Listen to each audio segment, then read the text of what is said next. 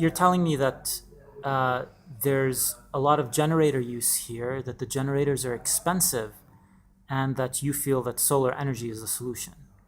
In fact, they are expensive, but we have them already now. It's not the matter is not to buy a new generator because we already have them, but the problem is how to maintain them operating along the hour. They consume a lot of fuel, not less than 200,000 liters per month initially, and this is very expensive. A liter of fuel here in Gaza is almost $2 or 1.5 plus dollar. So it's very expensive, and at the same time, this is coming on the account of many other services that we cannot provide because we are paying a lot to have those the fuel for the generators, like for the ambulances and for transportation means. And so it's very difficult to have enough funds to meet the proper and real needs. I'm not talking by any means now about the primary healthcare clinics, which are run by the MOH.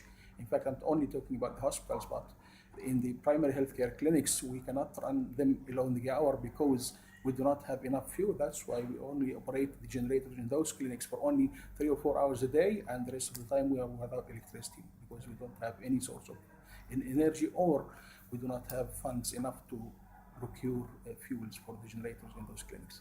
So, Dr. Medhat Abbas, you're telling me that there are many clinics that do not operate at full capacity because they don't have full power. Sure. And there are 56 primary healthcare clinics run by MOH. Dr. Medhat, you're telling me that the intensive care unit has had no outages and that it has made patients safer in the intensive care unit. Do you think that other hospitals will experience similar effects if they have solar power? Of course, if we have a permanent source of energy in the other hospitals, that will save lives, that will save humanity in Palestine.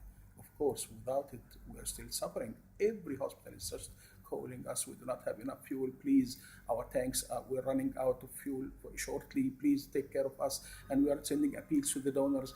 I think the only place which is safe today is the one which is having already the solar energy done by the Japanese people. And some other refrigerators also used to keep the vaccination for the children are already empowered by the solar energy, and that's why we do not care of them. It's fine because they are stabilized already, but other places which are without the solar energy, in a situation like Gaza, I mean, the situation is miserable. And I think if we have any source of funding to implement the other hospitals' projects of solar energy, I think that would save lives in Gaza. Dr. Medhat, you're telling me that you have to send appeals to donors, which is dependence that Palestine has and Gaza has. Will solar energy make the Ministry of Health hospitals and the public hospitals independent and empowered as compared to previous? Yeah, of course, if we have a permanent supply of power in those hospitals through the solar energy, it means that no appeals will be sent. And it's not a matter of sending appeals. We can keep sending appeals, but the problem, the lives of our patients, it will be saved. And this is the most important point. It will not be related to our financial condition. The life of our patients are much precious for us, and we want to keep them alive. We don't want them to die because of shortage of electricity.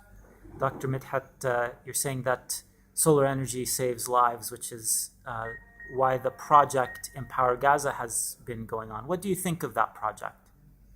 Well, I think this project is very substantial and it's coming on time. It's coming to save lives of our patients. And I think having the same project implemented in all the hospitals of Gaza Strip and even the primary healthcare clinics, I think it will relieve the stress of the medical staff, the administrations, and the patients as well. Dr. Medhat Abbas, Director General of the Shifa Medical Complex and former Director General of the International Cooperation Department, thank you so much for your time.